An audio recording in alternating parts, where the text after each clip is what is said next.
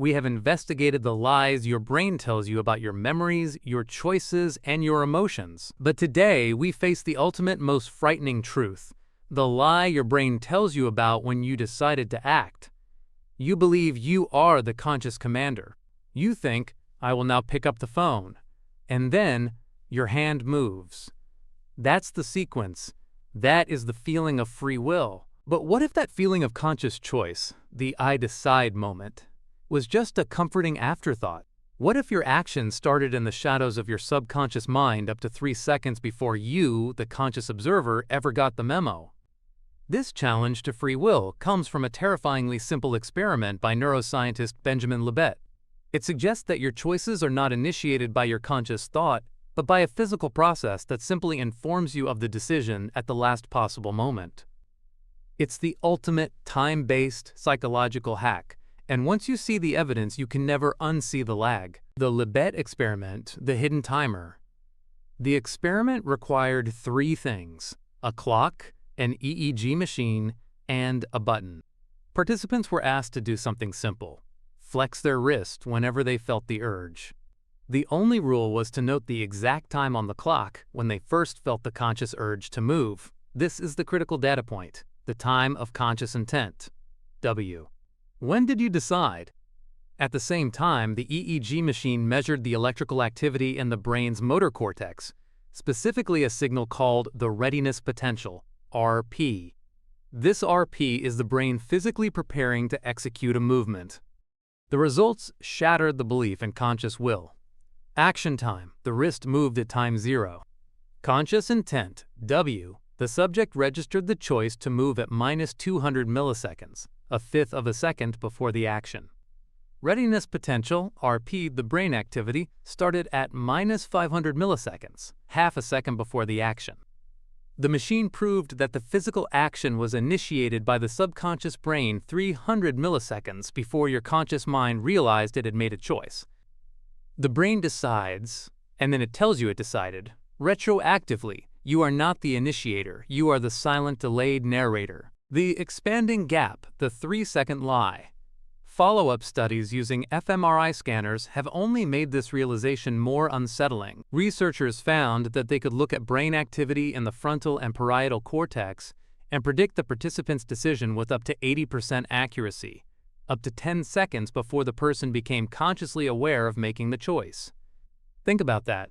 10 seconds. Your brain makes a complicated choice, left or right, buy or don't buy, speak or stay silent, and for 10 full seconds, you are a passenger, waiting for the conscious memo to arrive. The readiness potential is not just a sign of preparation.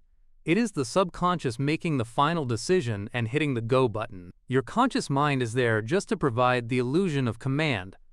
This is the psychological hack that underpins so much of modern life. It's why advertising targets subconscious emotion. It knows your conscious mind is too late to stop the process. The feeling of control.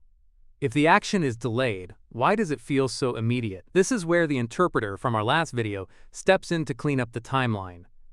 The brain doesn't just lie about the initiation of the act.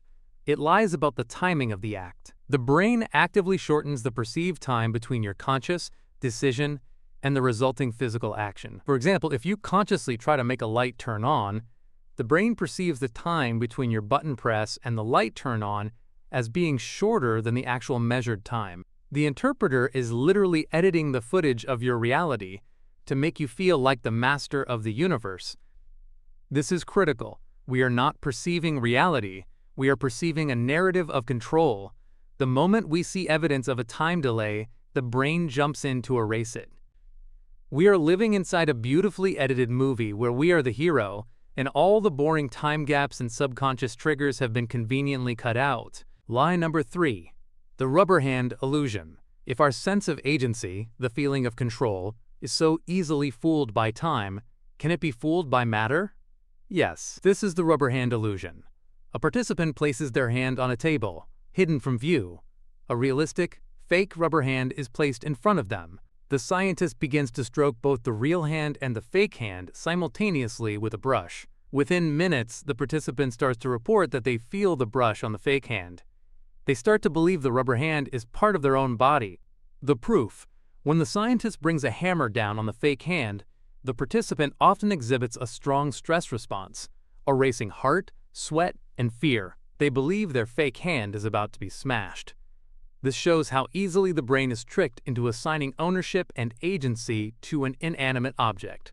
If we can't reliably tell the difference between our own hand and a piece of plastic, how can we trust our brain to reliably report when we made a complex decision? So, is free will truly an illusion? The answer is complex, but the data is clear. Conscious thought is not the origin of your actions. The defense is not to fight the subconscious, but to reclaim the veto power. Libet himself suggested that while we don't initiate the urge, we retain the power to stop or veto it during that crucial 200 millisecond window.